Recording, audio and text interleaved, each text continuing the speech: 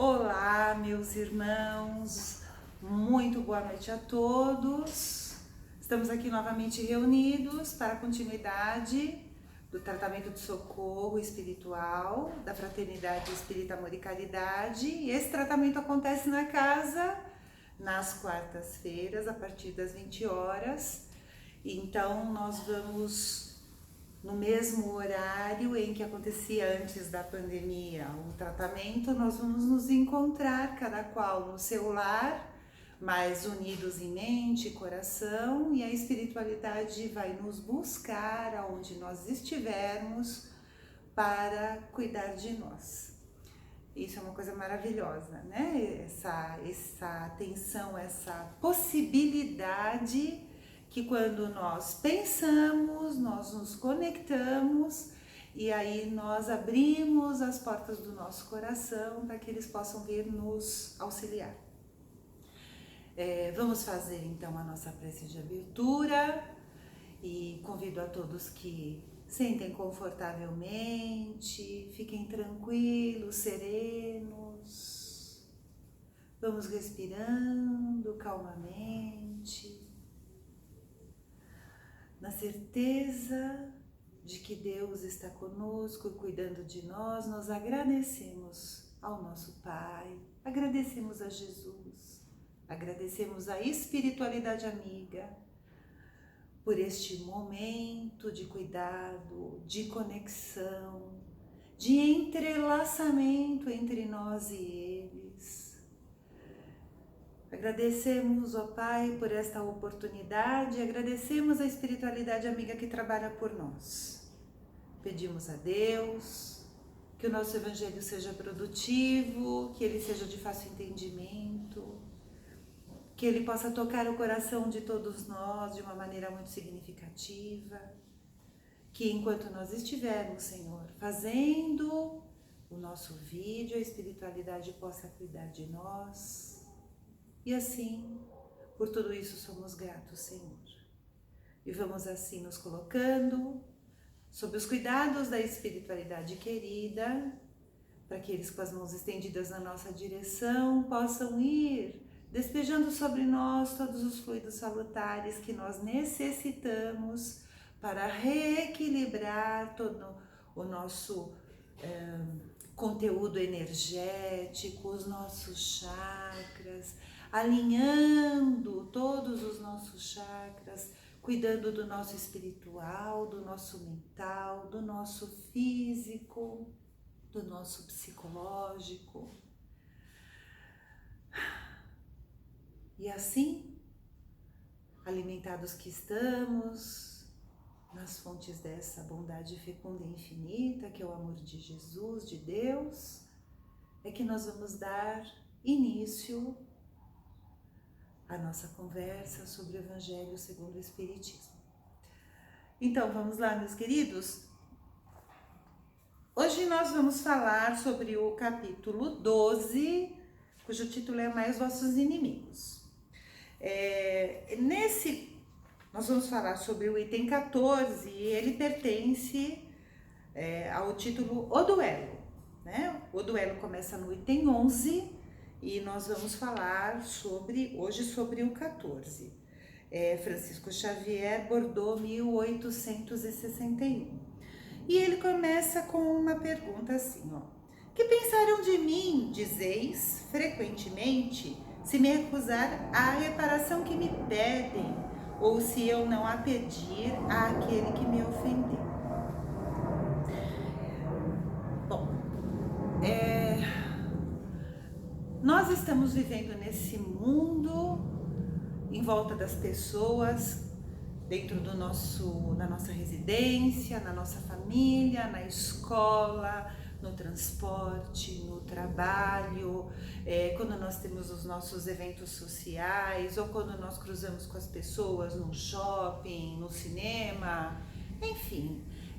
Nós estamos o tempo todo cercados de pessoas que são semelhantes nossos, espíritos em evolução como nós, que são pessoas que têm uma capacidade enorme de ser pessoas boas, uma capacidade enorme de aprimoramento, de melhora, uma capacidade enorme de amar, mas também estamos nesse planeta de transição porque somos espíritos imperfeitos ainda e nós estamos num processo evolutivo e cometemos erros, né? Nós fazemos muitas coisas reprováveis, as outras pessoas também fazem. Quando muitas vezes nós estamos ali dentro das nossas relações com as pessoas, convivendo com as pessoas, nós falamos coisas que deixam as pessoas chateadas, aborrecidas. Às vezes nós falamos isso sem a menor intenção ofensiva ou sem nenhuma... não queremos dar um cutucão na pessoa ou querer dizer alguma coisa ou uma indireta. Às vezes é uma coisa totalmente inocente mesmo, mas pode causar um mal-estar naquela pessoa. Quando isso acontece, o que será que seria o mais correto de se fazer? Nós, sabendo que não tivemos a intenção, que não foi algo proposital, nós falarmos assim, não fiz com a intenção de magoar, então ele que se resolva, ou a gente, porque é importante para nós estarmos de bem, em harmonia com os nossos semelhantes, próximos ou mais afastados, chegarmos para a pessoa e falarmos assim, meu querido, eu não tive a intenção, mas se eu te ofendi, se eu te magoei, me perdoe. Por que será que as pessoas têm tanta dificuldade de fazer isso? Geralmente, as pessoas têm dificuldade porque nós somos revestidos de muito orgulho. Revestidos e no interior também temos, né? Muito orgulho, e o nosso orgulho não permite. Muitas vezes ele é uma névoa nos nossos olhos que tira a nossa disposição em pedir perdão. Você pode até falar assim, mas eu não tive culpa. Mas o que isso importa? O importante não é estar de bem com o nosso irmão em Deus? Ou o nosso irmão dentro do nosso círculo familiar? O importante não é deixar claro para o outro que para você é importante que você esteja de bem com ele, que ele perceba que para você ele não te quer mal, é uma coisa que você valoriza e por isso ele também vai se sentir bem e ele vai ficar mais motivado também em mudar a postura dele com relação a isso tudo. Por que será que nós temos essa dificuldade? Isso entre marido e mulher, isso entre irmãos, entre sócios e com as pessoas de uma forma geral. A gente, muitas vezes, quando alguém, aí não somos mais nós que fizemos a ofensa, a outra pessoa é que tomou uma atitude que nos ofendeu. Então nós temos ali dois lados, né? O ofensor e o ofendido. Então, nós como ofendidos, né? Muitas vezes nós supervalorizamos tanto aquilo que foi dito e vamos ali, respondemos para a pessoa de uma forma grosseira. A pessoa se sente intimidada pela tua reação, também responde, está feito ali aquela trama de novela, né? Aquela situação, só que aí da vida real, o que é muito mais triste, em que a desarmonia se instala de uma maneira muito forte, em que todo esse padrão vibratório tão alterado, tão cheio de negatividade, é um atrativo enorme para todos os irmãozinhos desencarnados que têm afinidade com essa questão da desarmonia e infelizmente se alimentam desse tipo de situação, estimulando mais ainda a discórdia e a falta de entendimento, né? E aí você vai lá e fica um toma lá da cá, que chega naquilo que a gente fica, que nós vamos chegar a um duelo. O duelo, ele era uma prática muito comum antigamente, em que as pessoas, então eu te ofendi, você pede uma reparação e eu vou lá também, e aí as pessoas se encontram com armas e um tenta, um vai ali ferir o outro, e quantas mortes aconteceram por causa de uma coisa tão ignorante como essa. Hoje a gente não vê essa prática, né? A gente vê muito isso nos filmes, quem gosta de assistir filmes falando mais de antigamente, vai ver esse tipo de coisa. Mas o duelo, ele não precisa ser necessariamente aquele duelo em que eu pego uma espada, em que eu pego uma faca, ou eu pego uma arma, uma pistola, e eu vou atirar, ferir a outra pessoa.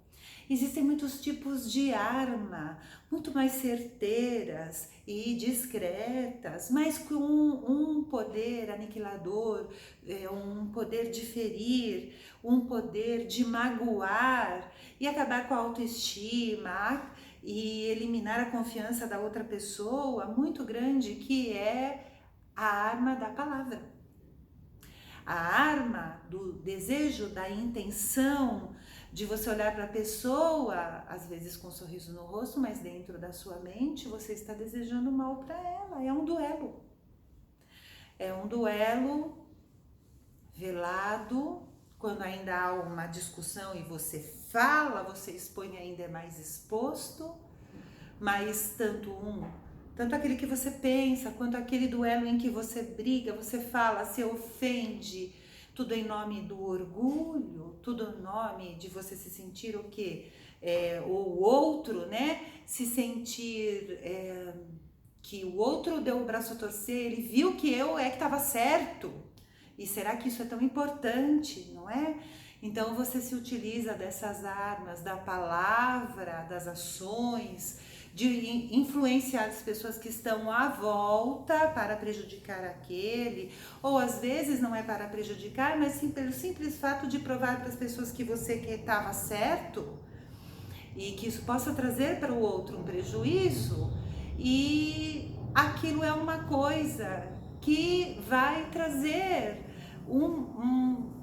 coisas tão ruins, então o outro vai ficar magoado. Tem coisas que se falam e que depois de um tempo, depois que você falou, que aquele mal-estar, que aquela mágoa foi sendo, né, digerida e você foi entendendo, ou que você ficou sabendo que aquela pessoa não agiu daquela forma, que foi um equívoco do seu entendimento, e aí você vai lá e vai tentar uma aproximação.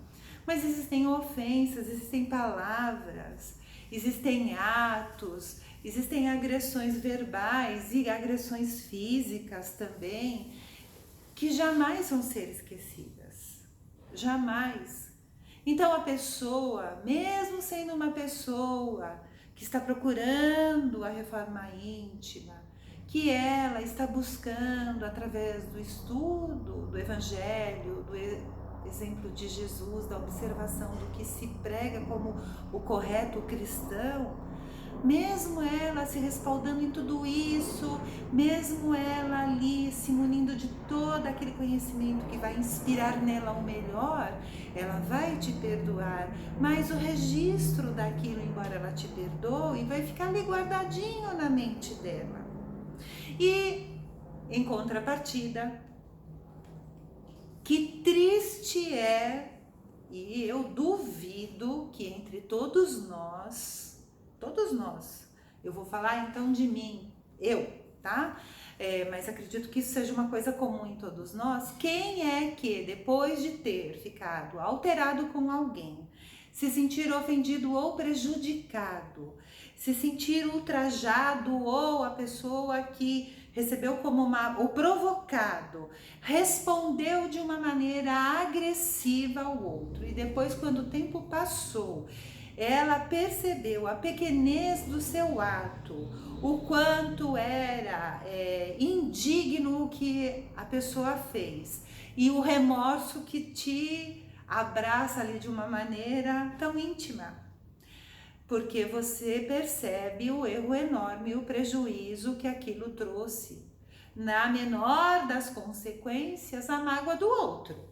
E se a gente for às vezes ver mais à frente um afastamento familiar, uma desunião, uma pessoa que pode perder o emprego, aí ó, tem coisa pra caramba que a gente pode falar que pode acontecer de um duelo que vai trazer ali o que? Não é a morte do corpo físico, mas a morte das relações de confiança, de amizade e aquilo vai ficar infelizmente registrado para todas as pessoas envolvidas.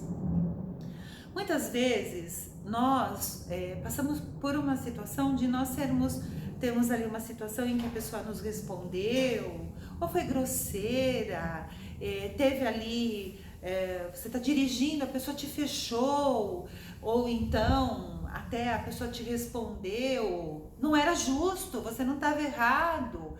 E você assume uma postura porque você já aprendeu um pouquinho, porque você já estudou, porque você já criou ali um vínculo com o conhecimento do perdão, com tudo que o Evangelho traz, e você pega e deixa pra lá.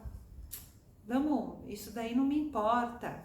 E aí aquele grupo de pessoas que te acompanham fala, mas como? Como é que você vai deixar pra lá? Te desrespeitou, quem a pessoa pensa que é? E aí você tem ali como você está numa bifurcação de uma estrada, ou você acata aquelas sugestões e deixa aquilo tomar conta de você por invigilância e vai tomar as medidas do duelo, da vingança, né? E depois vem as consequências tão chatas.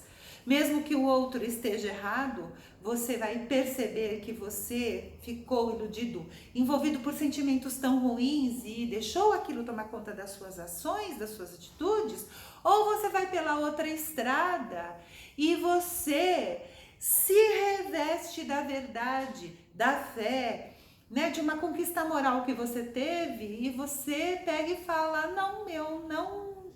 isso não vai me afetar, eu não vou dar bola para isso.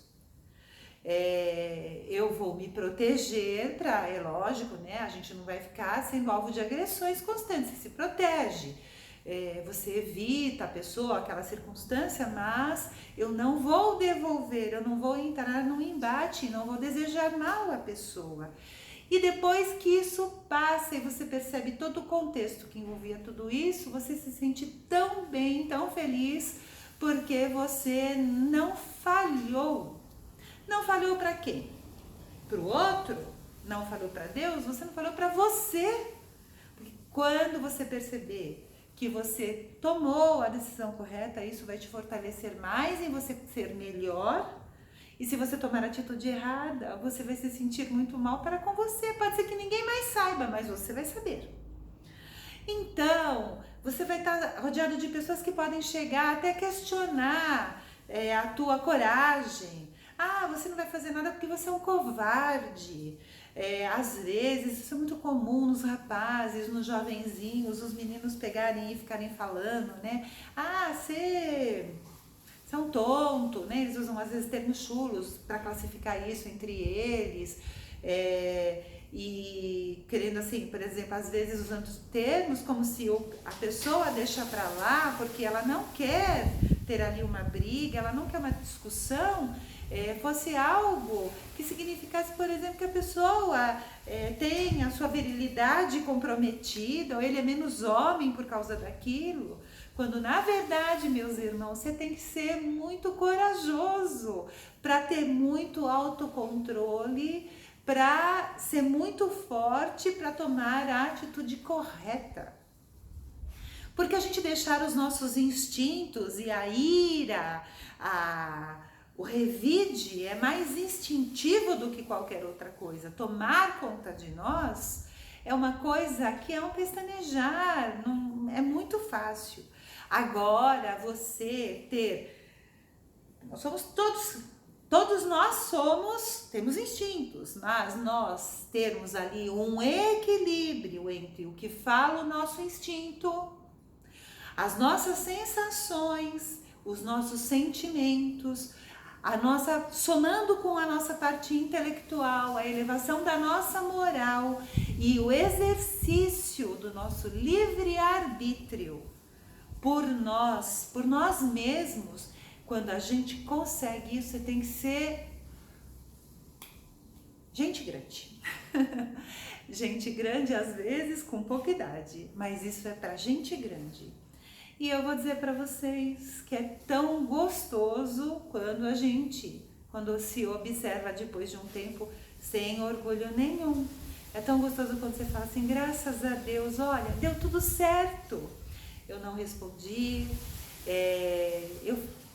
a outra pessoa fez, não devia ter feito, mas ela devia estar num momento ruim, ela estava nervosa, ela deve estar passando por uma dificuldade. Então, eu vou agradecer a Deus porque eu tive senso de observação de mim mesmo e atitude, e vou pedir a Deus que fortaleça o nosso irmão, porque o que ele errou comigo, ele não precisa, que ele não erre com mais ninguém. E vibrar positivamente, fazer em volta de você um campo energético, um padrão vibratório tão gostoso, em que as pessoas sintam essa felicidade e que a sua postura de mansuetude seja uma postura que vá, se estendendo entre todas as pessoas que estão na sua volta. O mundo vai ser mais feliz, você vai ser mais feliz e nós estaremos contribuindo para a harmonia entre os nossos semelhantes, os nossos irmãos. Então, convido que vocês depois estudem, né? O Evangelho é o item 14 e eu gosto de ler um pedacinho, então eu vou ler o último parágrafo, é curtinho. E ele fala assim: quando a caridade for a regra de conduta dos homens, eles conformarão os seus atos e suas palavras a esta máxima: não faças aos outros o que não queres que os outros te façam. Então, sim, desaparecerão todas as causas de discórdia e com elas as causas dos duelos e das guerras, que são duelos entre povos. As guerras são os duelos entre os povos. E nós temos que pensar, né? Às vezes os povos são ali milhões de pessoas, muitas vidas que, né, são ceifadas pelas guerras, mas às vezes a comunidade do nosso lar também, né, representa como se fosse ali todo um povo, né? É o nosso povo. O nosso povo é a humanidade, mas ali o nosso povo mais próximo é o da nossa família. Então vamos ser mansos, queridos, não vamos nos ofender por coisas tão bobas, e quando a coisa for realmente séria, vamos respirar, pedir a Deus força. Num outro momento em que você esteja mais equilibrado, se for oportuno, chame a pessoa para pertinho de você, senta aqui, quero conversar com você. Você lembra que nós tivemos essa situação? Você é tão importante para mim, vamos tentar nos acertar. Se eu te ofendi, eu peço que você me desculpe, houve tal situação, a outra pessoa vendo a tua boa vontade também vai ficar tão estimulada em se melhorar. Mas e se a pessoa chega e fala assim, eu fiz e o outro não quis nem saber? Livre-arbítrio dele, você fez o seu melhor, isso é o que importa. Só para lembrar, agora dia 3 de outubro, a nossa casa fez aniversário. A Fraternidade Espírita Amor e Caridade é uma casa jovem e nós, há uns anos atrás, nos reunimos um grupo de amigos e essas pessoas conversaram do desejo de formar uma casa. Todos nós vínhamos de outras casas que são casas amadas por nós, que nós temos uma gratidão imensa, um vínculo de amor muito grande. Foi o berço do aprendizado para todos nós e continua sendo nos nossos corações, as nossas casas-mãe. E nós resolvemos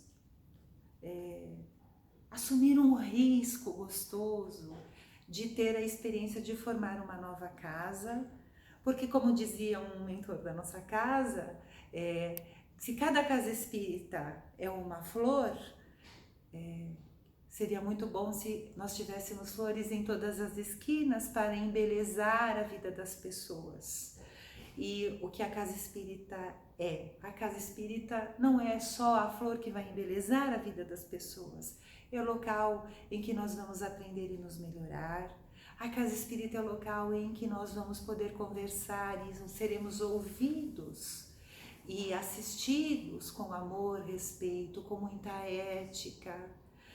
A casa espírita é o local em que nós somos abraçados pelos encarnados e desencarnados. E a casa espírita é, acima de tudo, para os trabalhadores, local de aprendizado, exercício de tolerância, exercício de renúncia, oportunidade bendita de servir a Deus, oportunidade bendita de aprendizado, onde nós temos que buscar dentro de nós para que tenhamos um convívio salutar com as pessoas, um convívio muito positivo, para podermos exercitar dentro do trabalho a caridade todo o nosso melhor para bem convivermos, porque há algo muito maior do que as individualidades, algo muito maior do que a Cristina, ou o Pedro, ou o Paulo, ou a Maria. O que há? Há uma coletividade de trabalhadores e assistidos que juntos estão todos tentando chegar à perfeição, à melhora moral, à melhora espiritual, para nos acercarmos cada vez mais de Deus. Então, pela nossa casa, eu sou grata a todos os trabalhadores. E as pessoas, eu sei, têm que ter muita paciência comigo, então sou grata à paciência de todos vocês. E mais um ano nos aguarda. Que Jesus nos alimente, nos abençoe e nos lote de trabalho, porque é isso que nós queremos fazer, trabalhar para Jesus. Então, queridos amigos, vamos fazer a nossa prece de encerramento e as nossas vibrações. Então, Senhor, vamos vibrar pelo nosso planeta, pelos povos que estão em conflito, pelos governantes. Vamos encher de amor,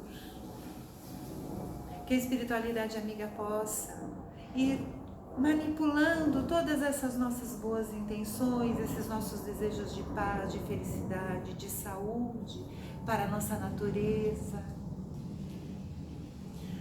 Senhor Deus, nós pedimos pelos cientistas e pelos médicos que possam, Senhor, nos auxiliar no combate às doenças. E pedimos a todos nós, Senhor, vibrações, para que todos os lares onde haja dor, sofrimento, angústias, esses lares sejam todos envolvidos no amor do Cristo e que esse amor possa alimentar a todos nós. Eu peço a Deus que vocês tenham uma semana maravilhosa, que Jesus esteja conosco, e agradecemos a espiritualidade que, enquanto estava aqui conversando com vocês, estava trabalhando efetivamente, como se nós estivéssemos lá dentro da casa. A espiritualidade vem trabalhar por nós. Agradecemos, ó Pai, por essa oportunidade, que nós tenhamos uma semana de muito trabalho, de muitos desafios, mas de muitas vitórias, no amor, na humildade, na honestidade, no respeito e na fraternidade. Que Deus abençoe a todos nós. Graças a Deus.